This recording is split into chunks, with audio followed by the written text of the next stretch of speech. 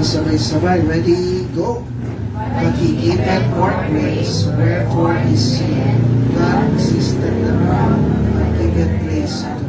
Sige po, manalangin tayo. Panginoon, salamat po sa binigay niyo po na pagkakataon na makapagbahagi ng iyong salita. Tulungan niyo po, Panginoon. Ito na po yung mga time na gagawa yung Diablo para po magbigay ng antot at distraction sa bawat isa. Panginoon, please, tulungan niyo po kami kung naman yung mapapakinggan namin ngayon. May sa puso, may sagwa namin sa aming pong buhay. Yung pride, Lord, matanggal sa aming pong mga puso. Please, Lord, kami lahat may mga pagkukulang dito. Tulungan niyo po kami, Panginoon, na wag lang magsisimba tapos uuwi na parang walang natutunan. Kundi po, Lord, kung naman mapapakinggan namin, makatulong sa amin, Lord, sa aming pong pagmamahal sa inyo. Na kung saan mas mahalin namin kayo sa aming pong buhay at yung kayabangan matanggal sa aming pong mga puso. Kasi at the end of the day, Lord, hindi namin kaya kung wala po kayo. Kaya please, tulungan niyo po kami makapakinig na maayos at gabayin niyo po ako sa pagtuturo ko. Alam niyo po, Lord, na hindi ko po ito kaya. Pero sa tulong ninyo, mababahagi ito na maayos. Please, Lord, kailangan ko yung tulong ng gagaling po sa inyo. At bigyan niyo rin po kami ng magandang lima na ma-press ko, Lord, para po hindi po para yung bawat isa, Lord, maging komportable po. At lahat yung dinadalahin ko sa bigay ng pangalan, sa pangalan ni Jesus. Amen. Okay, tingin po, pwede na tayo makupo. So last time, napag-aralan natin yung about sa pride. And ngayon, i-continue natin. Ang pag-uusapan naman natin ngayon is yung consequence of pride, no? Na kung saan yung consequence o yung, ano sa Tagalog yung consequence kasi? Kapalit, no? Kapalit o yung nakalakip na parusa sa mga tao na mayroong pride. So pag-aralan natin si King Nebuchadnezzar. Okay, buksan natin sa Daniel chapter 2. Okay. So Daniel chapter 2. Okay. Sisimula tayo dyan. Pero pag-aralan muna natin, sino ba siya? Okay? So, si Nebuchadnezzar, siya po ay isang hari ng Babylon. No? Na naghari po siya noong 6th century BC. Ano ibig sabihin nun? Noong year 600. No? BC, ibig sabihin, bago pa nung dumating si Kristo, nandyan na siya. Okay? Si Jesus Christ, mga panahon ng zero, babalik tayo, 2025 ngayon, di ba? Babalik ka, pumunta ka ng zero, dun yung panahon na kung saan nandun na si Kristo. Okay? Hanggang so nung year 33, kung di ako nagkakamali, mga estimate, dun siya na namatay sa krus. So babalik tayo, magmula 2025 to 0, babalik ka, ang bilang nun is 1, pabalik, 2, 3, 4, 5. So yung panahon po nila, kunwari, year 600. Next year is 599.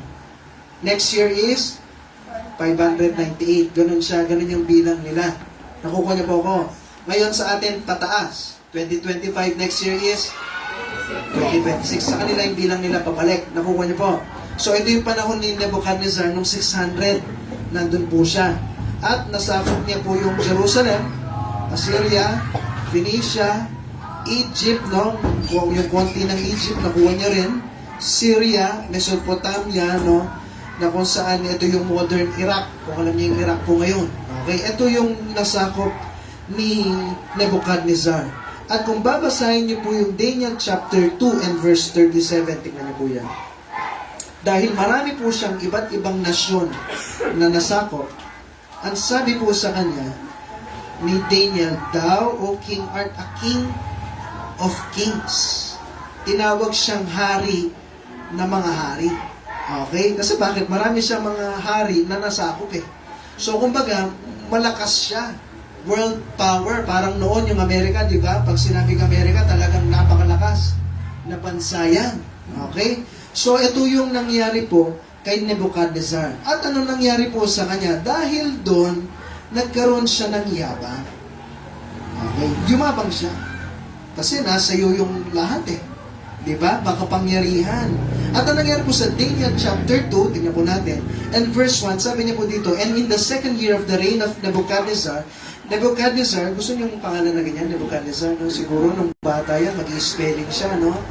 Nung kinder siya, Nebuchadnezzar, patay. Ang laba, no?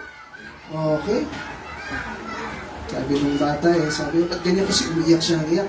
Yung pangalan niya daw, ang hirap-hirap i-spell, ba't di na lang Jojo? Ganun. O, kaya Boyet, parang ganun Pero ang haba, pero mo, Nebuchadnezzar, ang haba, no? At si Nebuchadnezzar, ang nangyari po daw, ay nanaginip siya, sa verse 1, okay, at na-trouble daw siya, at yung panaginip niya nawala daw sa kanya. At sa verse 2, sabi niya, then the king commanded to call the magicians and the astrologers and the sorcerers and the Chaldeans for to show the king his dreams. So they came and stood before the king. So nangyari, gusto niyang pa-interpret ano yung panaginip. Okay? At kung babasahin nyo sa verse 4, yung mga Chaldeans, sinabi, sige, sabihin nyo sa amin kung ano yung panaginip at sasabihin namin kung ano yung ibig sabihin ng panaginip. So, ganyan yung nangyari. So, sabihin mo at sasabihin namin. At sa verse 5, sabi niya, the king answered and said to the Chaldeans, the thing is gone from me. If you will not make known unto me the dream with the interpretation thereof, ye shall be cut in pieces, and your houses shall be made a dunghill. Okay, sige, sabihin niyo po kung ano yung panaginip niyo. Ang sabi ng hari, hindi ko alam.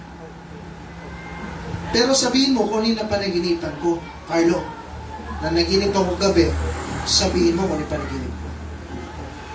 Kaya yun? Ha? Sabihin mo kung ano yung panaginip ko, na naginip kasi ako kagabi. Okay? So, sabi niya po dito, sa verse 6, sabi niya po dito, ay sa verse 5, sabi niya, di ba, nawala daw sa kanya, di ko alam kung totoong nawala sa kanya o sinusubukan niya ng mga to, kung sino talaga yung mga totoo sa kanya. So, walang sinabi sa Bible, pero parang sa tingin ko, parang sinusubukan niya lang. Bakit di niya alam kung yung panaginip niya, na naginip siya kagabi? At yung parang naging trouble daw siya, naging mabigat sa kanya yung panaginip na yun So, ba't naging mabigat sa kanya? Kung di naman niya alam kung yung panaginip na yun, parang alam niya. Pero sinusubukan niya kung itong mga Chaldeans na ito at yung mga sorcerers na ito, kung totoo sila. Pag hindi nyo daw nagawa, sabi niya, ye shall be cut in pieces. Carlo, pag hindi mo nasagot to, kung yung panaginip ko, hahatiin kita. Puputol-putulin kita.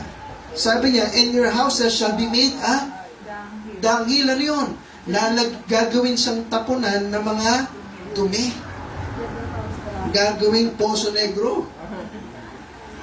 Imagine niyo yun, yung bahay niyo. Ganun yung gagawin. At sa verse 6, sabi niya po dito, ay sa verse 9, laktaw na po tayo. Ano po? But if you will not make known to me the dream, there is but one decree for you.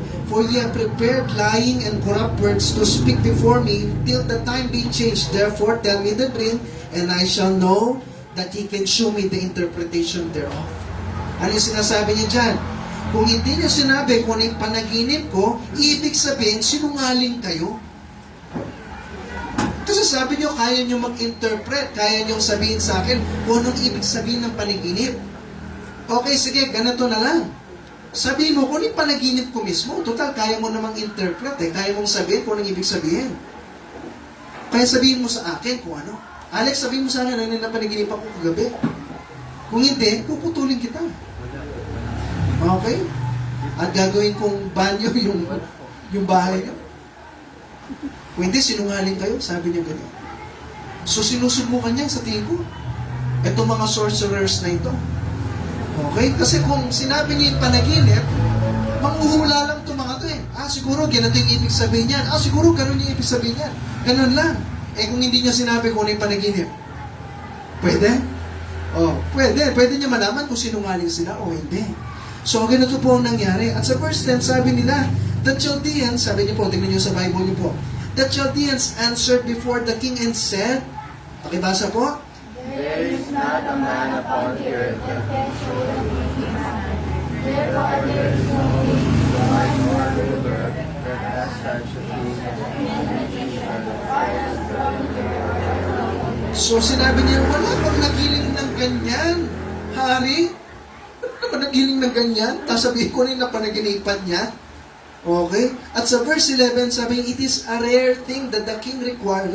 Madalang lang po yan, no po, na yung inihiling nyo. At walang makakakita daw niya, magsabi niyan, kung hindi sila ay mga Diyos-Diyosan, kung titingnan niyo yung gods, no, mga Diyos-Diyosan, kumbaga parang iniisip nila, mga Diyos-Diyosan na kung talagang mga malalakas, no? At sabi niya, whose dwelling is not with flesh, no? Siguro mga spirito to, yan lang yung makakapag-interpret niya, at hindi kami, sabi niya. At sa verse 13, sabi niya ganyan, ay verse 12, sabi niya po, for this cause, the king was angry and very furious. At sabi niya, sige, dahil wala kayong mga silbi, hindi nyo kayang gawin yan, mga sinungaling kayo, patayin! Patayin lahat.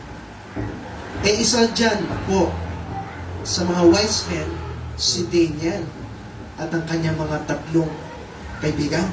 Kilala niyo yan? Sino po yan? Si Hananiah, Mishael, at si Azariah. Hindi, tama yun. Si Shadrach, Meshach, and Abednego. No? Tinawag kasi silang ganon, name of gods. Na po. Pero ang totoong pangalan nila is si Hananiah, Mishael, and Azariah. Okay. Okay, tuloy natin. Sabi niya po dito, sa verse 17, sabi niya po dito, then Daniel, tignan niyo, went to his house and made the thing known to, ayan sila, Hananiah, Mishael, and Azariah. Okay, so sila yung tatlong yan, kung naalala niyo yung lumuhod sa, yung pinapaluhod pero hindi sila lumuhod sa ginto, naalala niyo po yun. So, sinabi niya sa mga kaibigan niya, kung pag-aaralan niyo po yan, hindi na natin babasahin lahat, at tumingi siya ng tulong, mag-pray sa Diyos. Kasi papatayin silang lahat. Sabi ni Daniel, doon sa hari, bigyan niyo ako po ng mga ilang araw. At sasabihin ko kung ano yung panaginip niyo at kung ano yung interpretation. At sinabi niya doon sa tatlo, pag-pray niyo. Mapatay tayong lahat dito. Pag-pray niyo sa Panginoon kasi yung Diyos lang yung makakapagpaalam ng panaginip. Tama po? Si Kuya Brian, kaya niyo? Ano na panaginip ako kagabi, Kuya Brian? Hindi. Walang makakaatik na. Alam niyo mo? Hindi niyo malalaman yan. Pero yung Diyos, kaya niya. So, ano nangyari? So, pinag-pray po at pinakita kay Daniel. Okay? Pinakita kay Daniel kung ano yung panaginip. At sa verse 28, kaya tandaan niyo po pag mayroong imposibleng bagay, kaya po ng Diyos yan. At si Daniel, pinagtiwala niya sa Panginoon yan. Imposible po ba yan? Malaman mo yung panaginip ng iba? Imposible po ba yan? Imposible yan, di ba? Walang may kaya nun.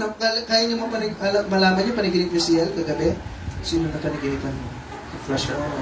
Meron daw may date kanina, sabi kanina, di ba? Kapot po. Sino yung napanaginipan? Wala! Si Alex, yun napanaginipan mo. Yela. Okay? So, walang makakaalam. Tama po? Diyos lang ang makakaalam. Pero sa verse 28, sabi niya po dito.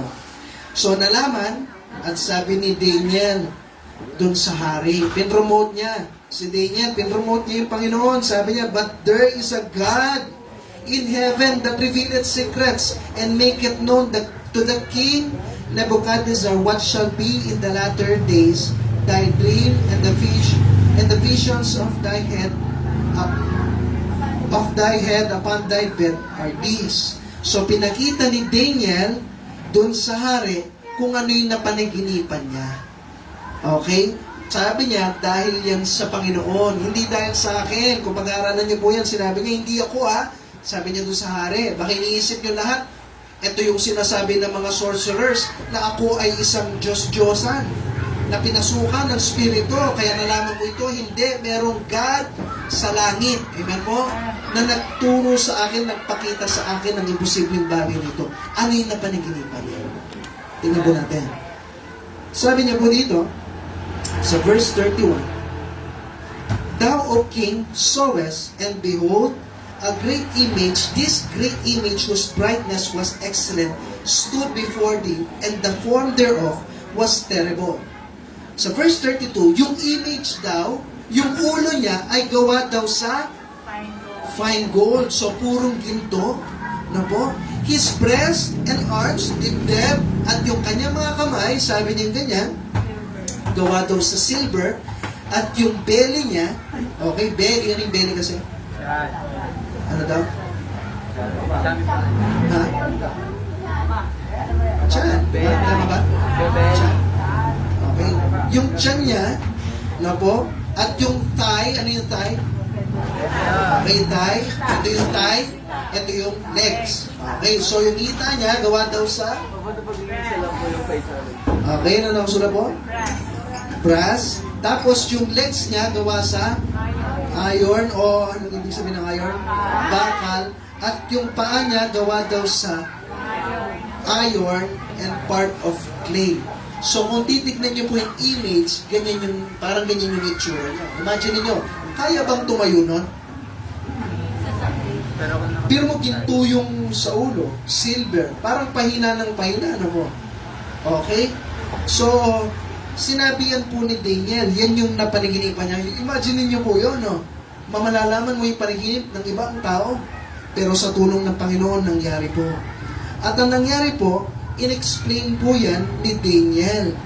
At yung verse 34, sabi niya, Thou sawest till a stone was cut out without hands, which smote the image upon his feet, that were of iron and clay, and break them to pieces. So may malaking bato daw, na kung saan winasak rin daw yung imahe na yan. At yung sa verse 35, Then was the iron, the clay, the brass, the silver, and the gold broken to pieces together, and became like the chaff of the summer threshing floors, and the wind carried them away, that no place was found for them, and the stone that smote the image became a great mountain, and filled the whole earth. So, ano pinapakita po dyan? Nawasak po daw yung gintong imahe na yun dahil dun sa bato, at nadurog to, sa sobrang durog niya, para siyang, kumbaga, nalabol ng hangin, nawala kung nasaan siya nakatayo. Ngayon, ang tanong, anong ibig sabihin mo? May ikaw si Daniel, anong ibig sabihin mo? Patay. O ikaw, Jess, anong ibig sabihin mo? Ikaw kailan, alam mo? Wala nang pera, wala nang yan. O ito, patayin na. Patayin na kayo, nalaman mo lang yung panaginip, hindi pa rin nalaman yung interpretation. Patayin. Di ba? Ganyan katindi yung naranasan po ni Daniel. Si Ate Lai, alam niyo mo? Hindi. O patayin na. Di ba? Ganun katindi. Okay?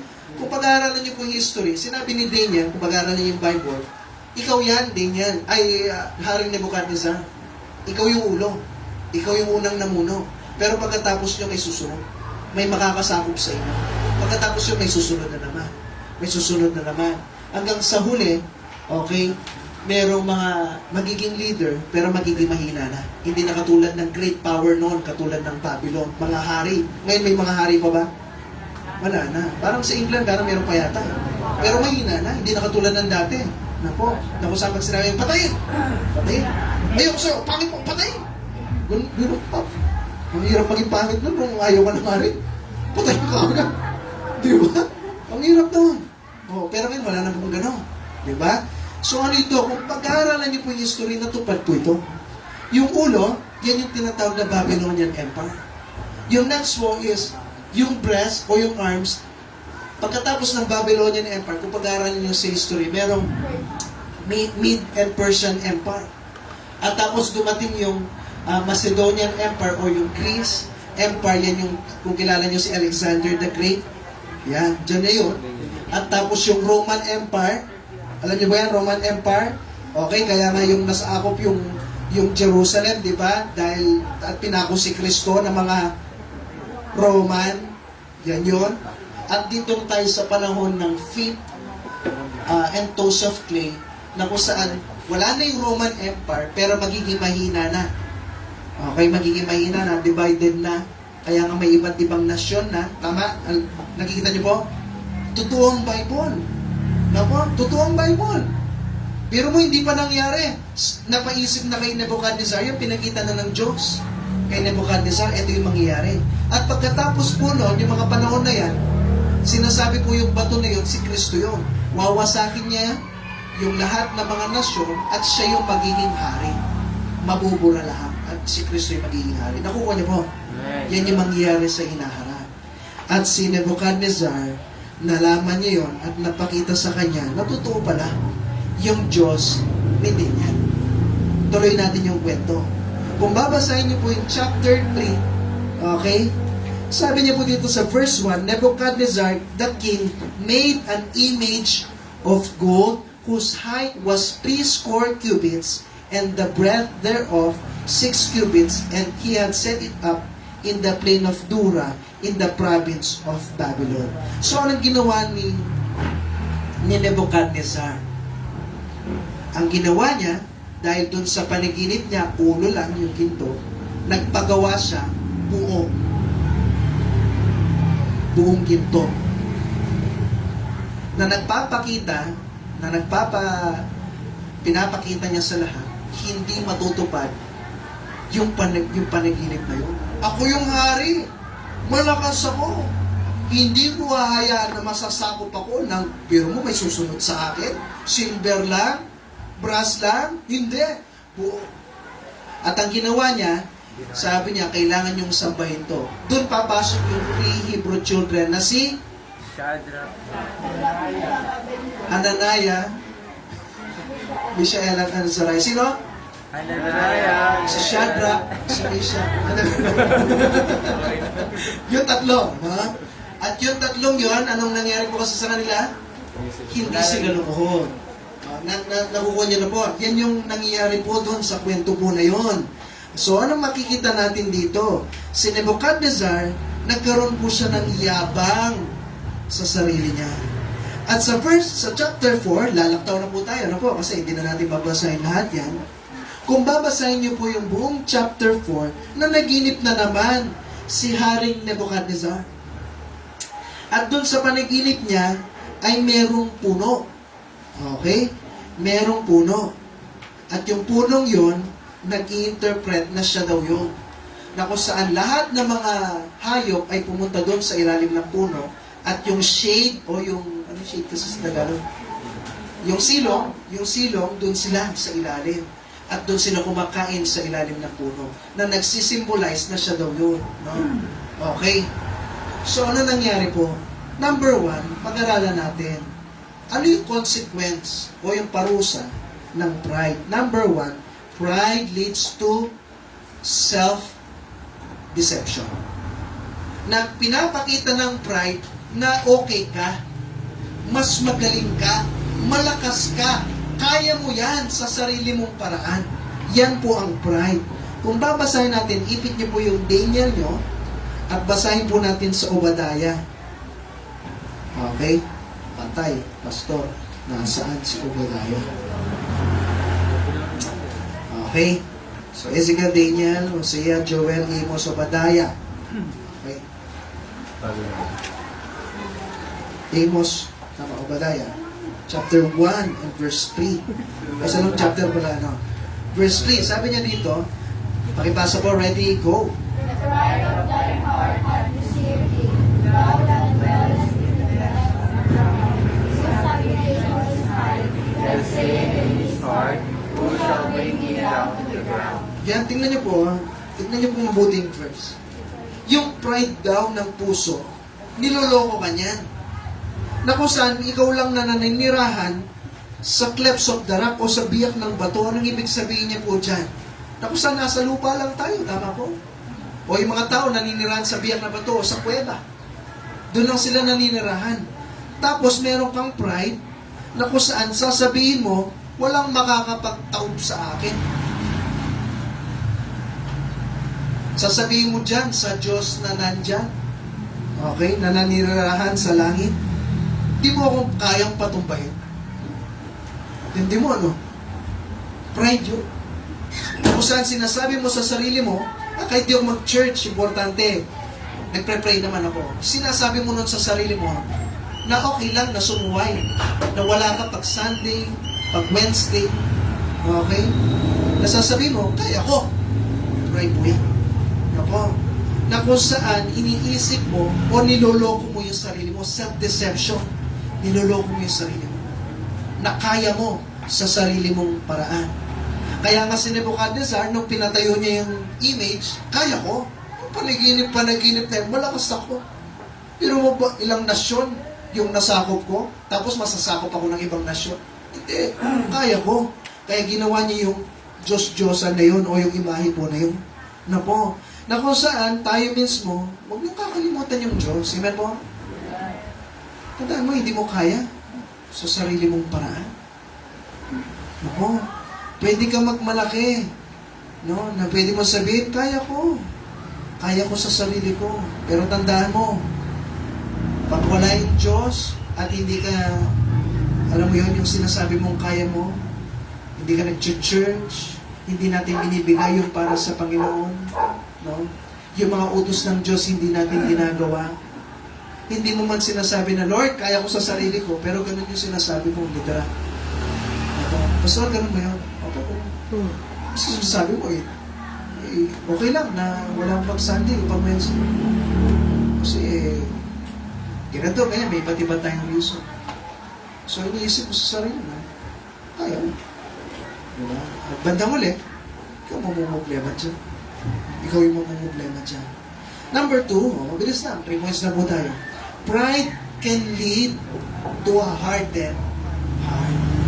Ang yabang, magiging dahilan yan para titigas ang puso. Dati parang, pag nagpre-preach, naririnig mo yung parang, tinamahan naman ako, parang napapagano ko. Pero pag katagalan niya, hindi ka maging maingat dyan, wala ka nang pakialam, sige, basta mag-preach ka na, mag-preach dyan. Okay lang. Tawag po doon, hardened heart. Na kung saan, wala na. Hindi na tumatalab po sa'yo yung mga naririnig mo. Na paulit-ulit, naririnig mo, papasok dito, ilalabas mo na lang dun sa kabila. Na hindi ka na ngayon nasasaktan. Sabi ng Romans, tignan niyo po ito. Chapter 1 and verse 21. So, Matthew, Mark, Luke, John, Acts, Romans, chapter 1. Isa po natin, share niyo po yung mga katabi niyo ng Bible. 1 and verse 21. Nandiyan na po ba? Pakibasa po. Ready, go. Because that you, God, glorifying not as God, neither may think old, but begin in their imaginations, and their full heart At dahil hindi nila yung Diyos, no? At dumating sa punto na, alam mo yun, yung tinatakpan yung mga tenga nila, ayaw nilang maniwala sa Panginoon, ano nangyari po? Naging vain daw ang kanilang imagination and their foolish heart was darkened. Na yung mga bagay na dapat maging totoo, hindi na naging totoo sa kanila, at yung mga hindi dapat paniwalaan, no? Yun yung pinaniniwalaan nila. Di ba? Sasabihin, galing ka daw sa unggoy. Tama? Meron ba unggoy na naging tao? Wala, taong mo unggoy. Pero hindi pa rin siya unggoy. Mukha na siya unggoy. Di ba? Meron mga ganun. Pero wala bang unggoy na naging tao? Wala pa. Sasabihin nila, galing lang tayo sa spec. At sumabog. Okay, walang creator. Pwede mo ba sabihin, itong cellphone na ito, ay, bigla lang nagawa yan? Meron po ba? Itong TV na ito, ay, bigla lang nagawa yan? Uy, alam niyo ba? Okay, nakita ko ito sa bundok, sa bulkan. Nahukay ko. Alam niyo ba, 10 milyon taon na to na nakalibing sa bundok na yun. Maniniwala kayo? Hindi, kahit sabihin niyo sa mga evolutionists, hindi sila maniniwala dyan. Okay? Paano ba kaya na sasabihin mo, galing yan sa bundok, tapos sumabog at naging ikaw? Hindi po pwedeng mangyari yun. Pero yung foolish heart nila, naging darkened. Yung pag-iisip nila, yung isang bagay na kung saan imposible, para sa kanila, posible na yun. Pag yung isang palaka, kinis mo, pshing! Naging prinsipe, tawag doon is fairy tale.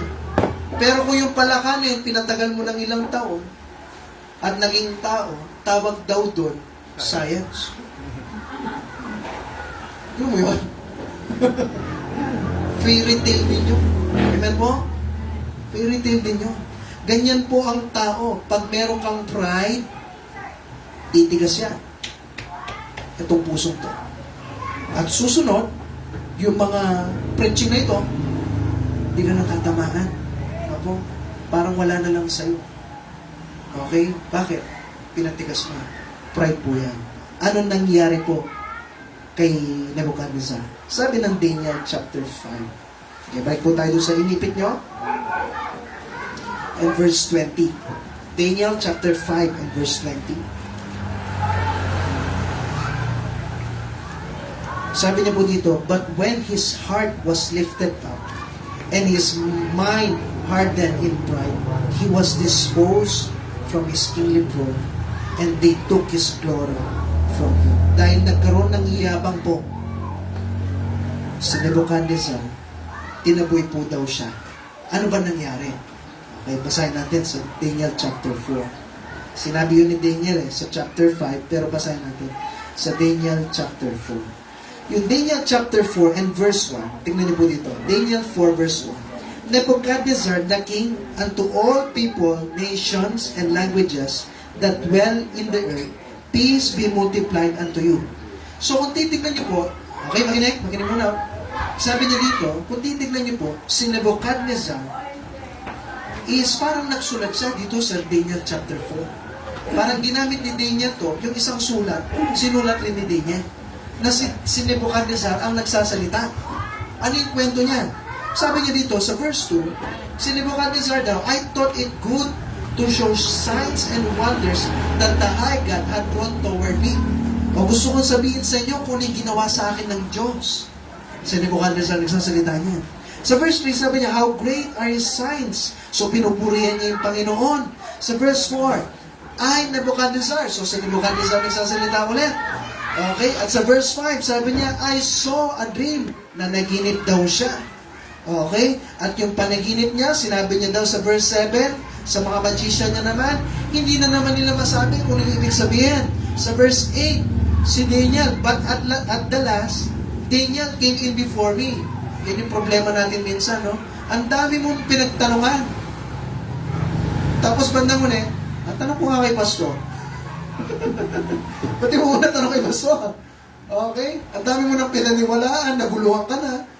Pwede mo naman tanong kay pastor. Diba? Sasabihin niya sa'yo kung ano yung ibig sabihin. Kung sinabi ng Bible. Meron nag-search. Si Daniel daw, si David daw, bakla. Kasi love niya daw si Jonathan. Hindi mo muna tinanong kay pastor. Okay? Huwag mo na magtiwala kay ChatGPT o kahit kanina man na AI, no? Tanong mo muna kay pastor o kay Google, no? O, malay, ganun talaga nangyayari. So, kahit si Nebuchadnezzar, huli, natanong kay Daniel. At si Daniel, tinawag rin sa kanya is, sa verse 9, ano pangalan niya? Belteshazzar. Si Daniel Belteshazzar. Yan yung pinangalan sa kanya. Okay? Okay. Ang tinawag sila sa mga ganyan na pangalan kasi gusto ng hari na tawagan sila base dun sa pangalan ng mga Diyos-Diyosa nila. Merong isa dyan, nakalimutan ko sino, isa siyang sun god, yung isang moon god, parang ganun eh. Okay? So, si Belteshazzar, pangalan ng mga Diyos-Diyosan yan. So, sinabi ni Daniel kung ano yung interpretation na yon. Tingin nyo ano yung interpretation na yon. Puno, na kung saan marami mga hayop sa ilalim, at dun sa mga ilalim na hayop na yun, ay kumakain sila at tapos pinutol yung puno. Ano ibig sabihin kaya no? Diba? So, ang nangyari po doon is yung puno daw na yun, si Nebuchadnezzar. At si Nebuchadnezzar, okay, ang mangyari daw sa kanya, puputulin daw siya dahil magkakaroon siya ng yabang sa puso niya. Kaya nga sabi ni Daniel chapter 4 and verse 27. Okay? Puputulin ka, sabi niya ganyan, sa verse 26. Sabi niya, and whereas they commanded to lift the stump, pero titira yung kalahati ng puno, o yung may titira dun sa puno na yun, okay, thy kingdom shall be sure unto thee, after that thou shalt have known that the heavens do rule. Puputulin siya, kasi bakit? Mayabang ka eh, pag nagyabang ka. Pero huwag kang mag-alala, ikaw pa rin yung magiging hari. Pag na-realize mo na yung langit, sila talaga yung nag-ahari, hindi ikaw. Amen po? Yung Diyos pa rin ang matutupad kung ano yung gusto niya, hindi yung gusto mo. Amen po? Okay. So, ganyan yung nangyari. Kaya sa verse 27, sabi niya, pakibasa mo, ready, go. Wherefore, O King, And break up thy sins by righteousness, and thy iniquities by showing mercy to the poor, if it may be lengthening of the transgression. So, kung in short, sabi ni Daniel sa kanya, ayusin mo yung sarili mo. Yung yabang, tanggalin. Okay? Sinabi niya ni Daniel. Pero ano nangyari? Number 3 and last. Po. Maaga pa po Number 3 and last. Pakibasa po yung number 3. Judgment. Okay, tandaan nyo po, pag may yabang ka, lagot ka sa Panginoon. Sabi ng binasa natin, di ba? For God resisted the Proud. proud. Pag sinabing resist, inaalis, tinataboy, no? Ayaw niya. Gusto sino dito yung gusto na ayawan ka ng Diyos? Meron mo ba? Wala. So, tanggalin yung yabang. Amen po? Huwag kang magmayabang. Parang, di ba, meron din sa Facebook, yung siya na yung nakabangga yung kotse. Tapos sabi niya, tapos tinakbuhan niya, bago daw yung kotse niya, wala ka naman pambayad. Pero, bago yung kotse ko, wala kang pambayad. Sabi niya, luma lang yun sa'yo. Pero, yabang no? Nakita niyo po yan sa Facebook? Ang yabang, di ba? Ikaw na yung nakabangga, ba't siya yung magbabayad? Para lang may masabi siya, di ba? At may mapagmayabang siya, kayo umalis na ako, wala ka namang pambayad bago yung kotse ko. Pero mo yun? Yabang yun? Ako. And minsan, yung pera, pag may pera ka, yan yung magiging dahilan para magbayabang ka. At tandaan niyo po, lagi, pag may yabang, merong judgment yung Panginoon. Ipit niyo ulit, so yung day niya, lipat tayo sa Luke chapter 14 and verse 11. Ipit niyo po yung day niya, ha? Para makakalipat po tayo kagad. Luke chapter 14 and verse 11. Luke chapter 14. Nandiyan na po ba? And verse 11. Sige, pakibasa po. Ready, go. For whosoever exalted himself shall be abased, and he that humble himself shall be exalted. Kung sino doon yung nagtaas sa sarili niya, sabi ko, shall be abased. Ano ibig sabihin po nun?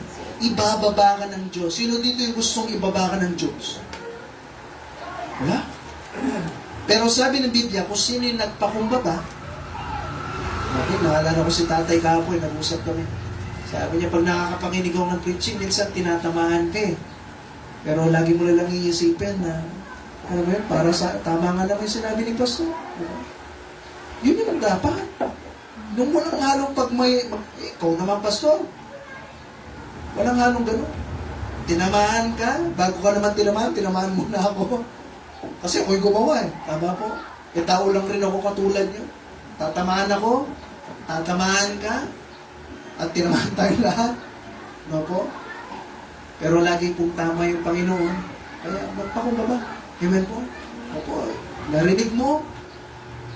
Ano yung merong paghahambol sa sarili?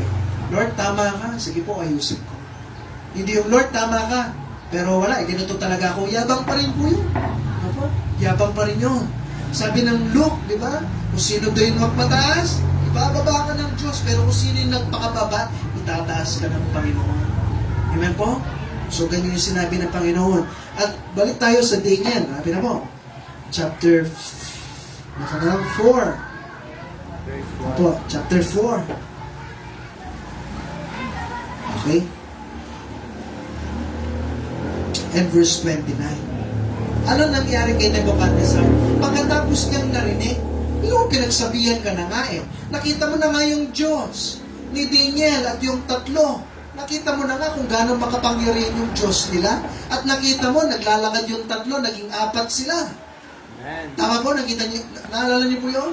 At sabi nga ni Nebuchadnezzar, yung pangapat, nakita ko, parang yun yung anak ng Diyos. Tama ba, anak ng Diyos? O yung Diyos, sabi niya. Oh. Nakita na niya, napatunayan na niya, na naginip siya, bawat panaginip niya, natutupad. Tapos ito, sinabihan na siya, yung yabang. Hari, tanggalin niyo. Ano nangyari?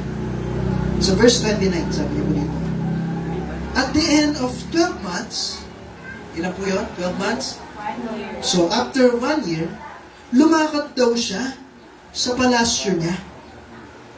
Okay, biro mo kaharian niya, sigurado malaki to, yung kaharian niya, yung palasyo niya. No? Malaki. Sa verse 30, sabi niya, and the king spake, at sinabi niya, and said, is not this great Babylon that I have built for the house of the kingdom by the might of my power, sabi niya, and for the honor of my majesty. Ang ganda ng kaharian ko dahil sa lakas ko at sa majesty ko, kaluwalhatian ko, yung kapurihan, lahat. Dahil, pinatanda ko, no? Lahat dahil sa akin. Yun yung niyabang niya po. Anong nangyari? Sa verse 31. Pwede po makahingi ng tubig. Tapos nilay ko. Verse 31.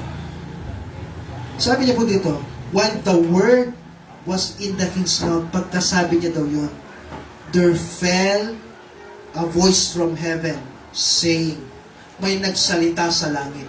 Imagine niyo yun, hindi kayo matatakot. Bigit naman yung balibo ko, no? May nagsalita sa langit. Ano sinabi po?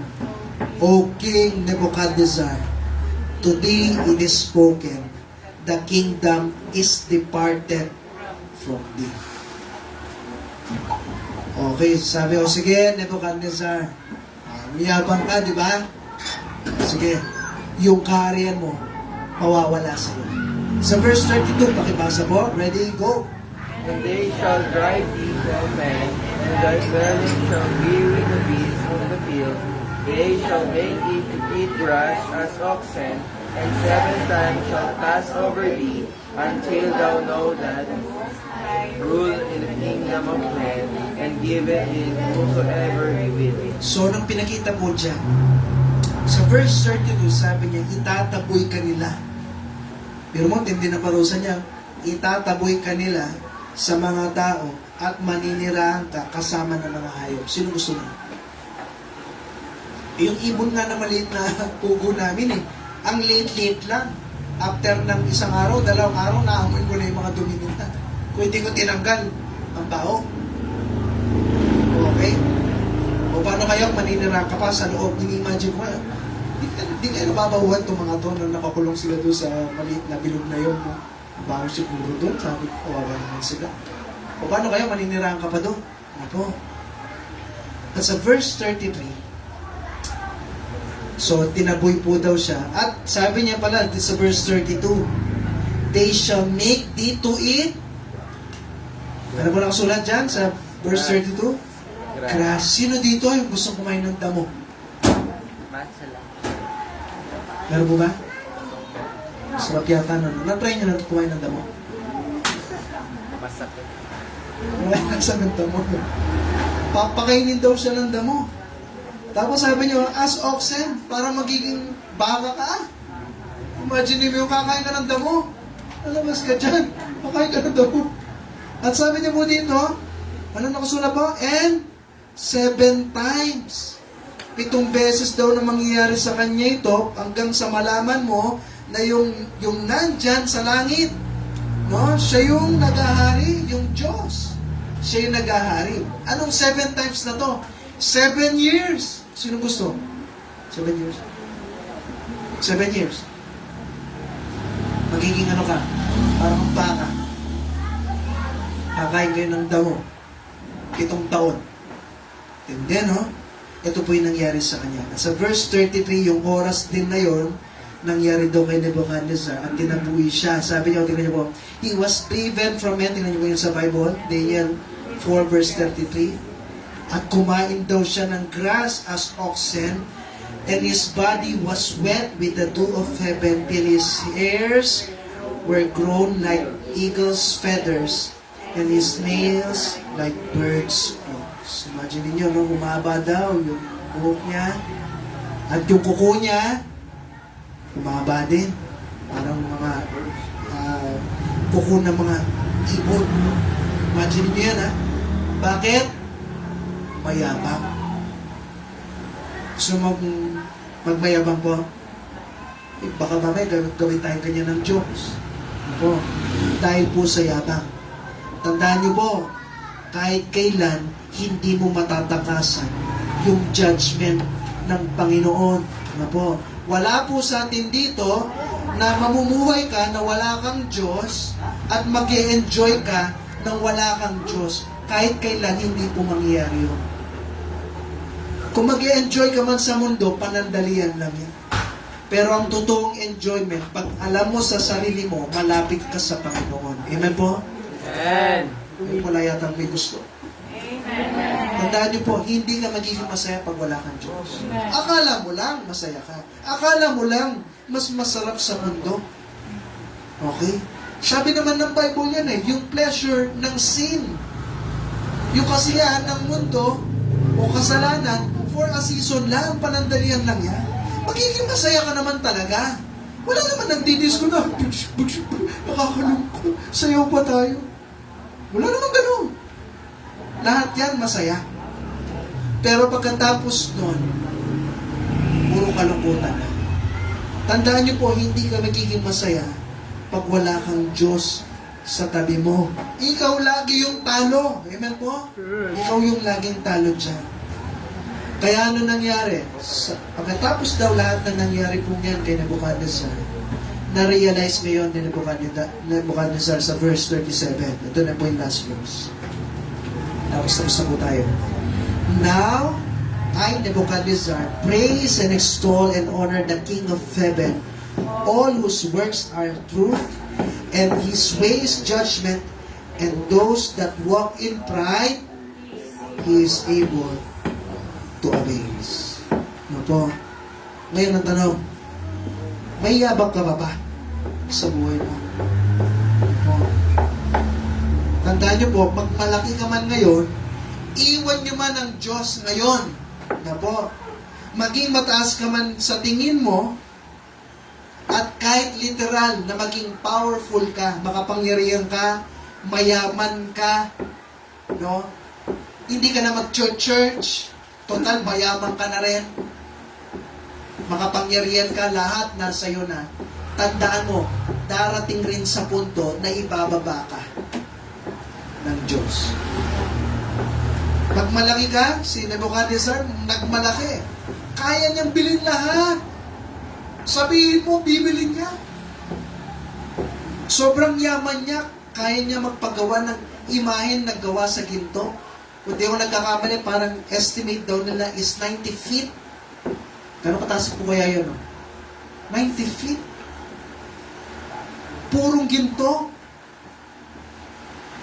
Maraming mayayaman ngayon, kaya ba nila magpagawa noon? Sa tingin ko, hindi. Masyadong mahal yun. Napo. Pero nagawa ni Nebuchadnezzar yun. Naging mayabang siya. O bandang uli, siya yung tama.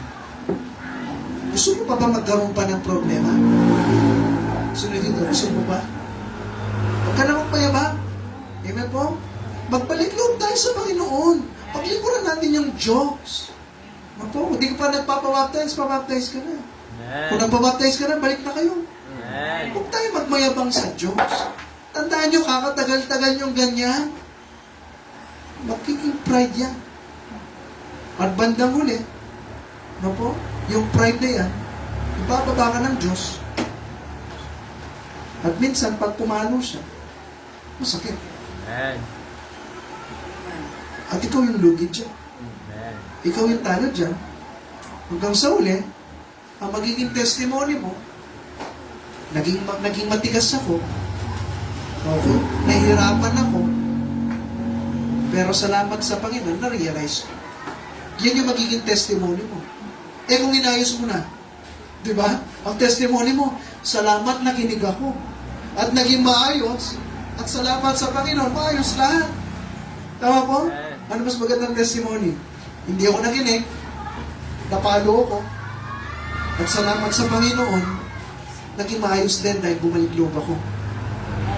O yung isa, napakinggan ko, in-apply ko, salamat sa mga blessing. At Panginoon, purihin ka. Ano mas magandang testimony? Di ba po? O na sa inyo yan. Kayo pong mamimili dyan. Huwag na po tayong magmatigas sa mga puso natin. Paglingkuran na natin yung Diyos. Every Sunday, Wednesday, bigyan mo sa Kanya. Okay? Paglilingkod pag Sabado, bigyan natin sa Kanya. Mga kapiranggot lang naman ang mga oras yan. Para sa Panginoon, hindi pa natin may bigay. Pag nagyabak ka, sasabihin mo, kasi, ang dami natin kasi. Ano po? Pride po yan. Kung lalagyan natin ng pera, ito lalagyan natin ng kapalit na pera, yung mga ministry natin. Naniniwala ko bawat isa dito magiging faithful. Okay, kung sino yung mag-a-attend every Wednesday, merong 5,000 pesos. Tingin nyo, may mag-a-attend sa inyo? Marami! Wala na yung kasi meron kasing gagawin wala nang kasi. Nandiyan, maaga pa. Amen? 6:30. Martes pa lang, nandiyan na.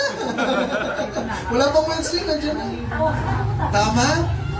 May kapalit kasi na. Dahil walang kapalit na pera,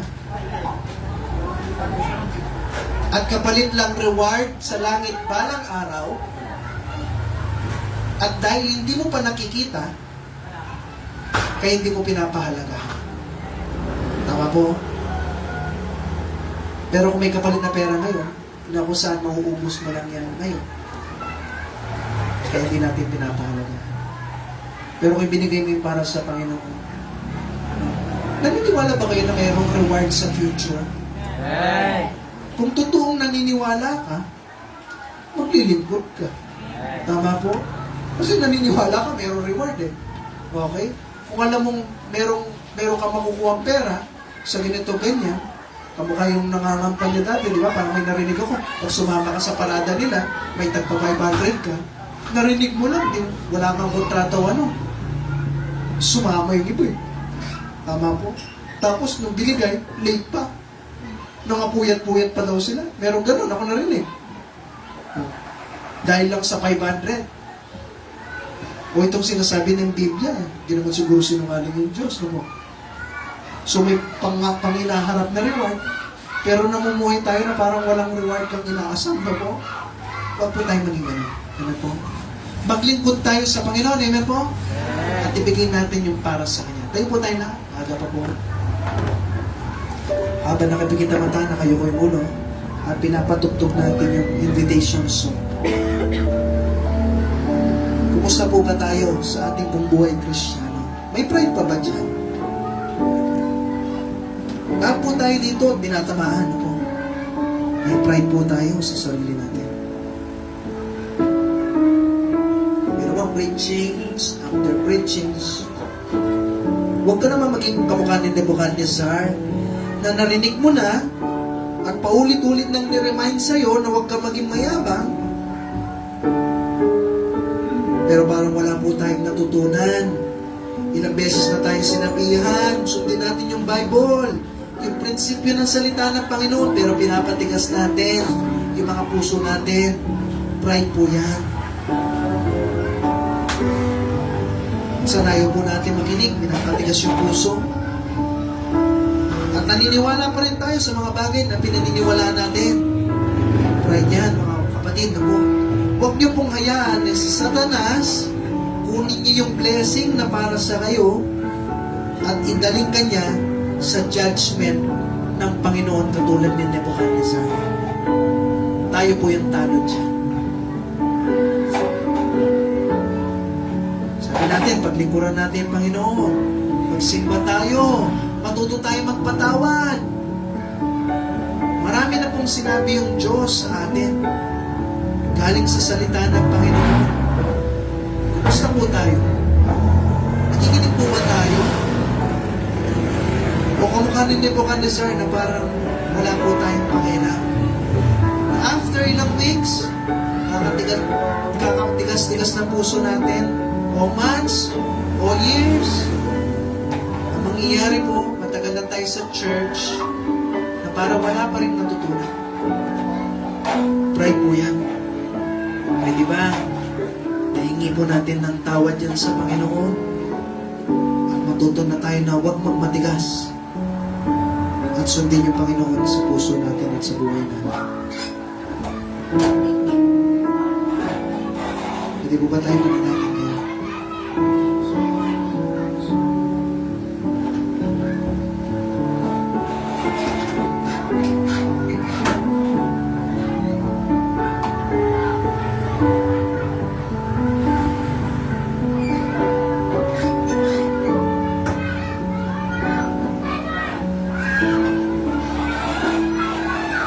Manalangin tayo, Panginoon. Salamat po sa matutunan namin na salita po ninyo. Tulungan niyo po kami, Panginoon, ang mga bagay nito patungkol sa pride ay matanggal po namin sa aming pong puso, sa aming pong buhay. Maging maingat po kami sa kayabangan. Hindi po, tulungan niyo po kami matuto pong magpakumbaba sa inyong harapan. Panginoon, dinadalayan ko rin po. Tulungan niyo po yung bawat isa. Natutunan talaga namin to. Nauuwi kami na may baon po kami na galing po sa inyong salita at may apply namin po sa aming pong buhay. Panginoon, mapurihan po kayo. Sana amin po mga napakinggan na salita po ninyo na ito'y dinadalahin ko sa bigay ng pangalan sa pangalan ni Jesus. Amen. Okay, so thank you po sa inyo lahat. Pag-pray lang natin ating offering. Ito naman yung extra na binibigay natin para sa Panginoon. Sige, hiningin ko si Brother Carlo na ipag-pray niya yung ating offering. Pag-pray po tayo. Lord, pinag-pray ko po ang bawat isa sa mga napakinggan po namin kayo. Lord, pinag-pray, Lord, tulungan niyo po ang bawat isa na conquer po yung pride, Lord. Matanggal po sa puso po namin yung pride at tumutin po namin kanina is may po namin to. Pinag-pray ko na din po yung offering po namin na bless you po at bless you po yung bibigyan na pakita niyo po yung kapangyarihan mo sa bawat isa na kaya po yung bless yung bawat isa po. Kapag nagbigay po sa lahat na ito ay panangan sa pangalan ni Jesus. Okay, kumisita po kayo ha. Wala po kaming inihiling kahit ano po sa inyo. Pero in-encourage na namin yung bawat isa na katutong mabigyan para sa Panginoon. Dito po kumisita po kayo. Wala po kaming inihiling na kahit ano sa inyo. Pero in-encourage na namin yung bawat isa na nakikita na magbigay para sa Panginoon.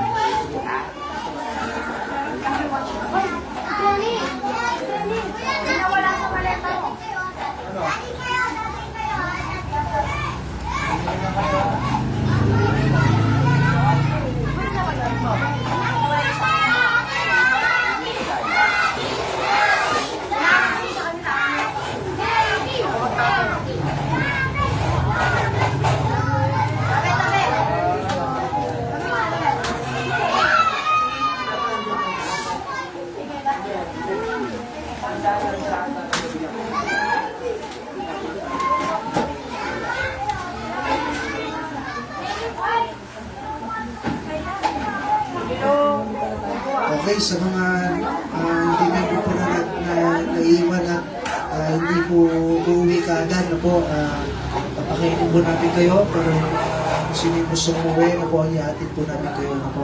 Sige, mag-dismiss na tayo sa panalangin. Ha?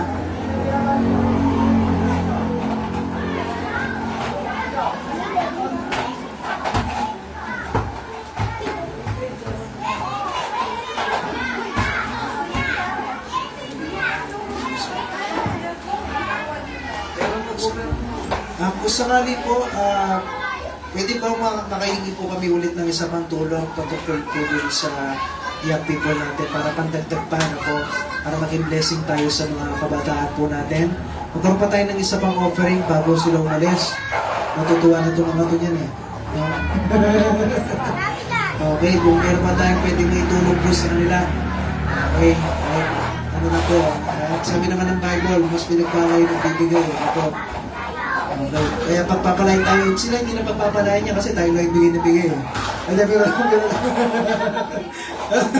lang. Biro lang po. Okay, makabigay tayo ng extra po para sa kanila. Para po sa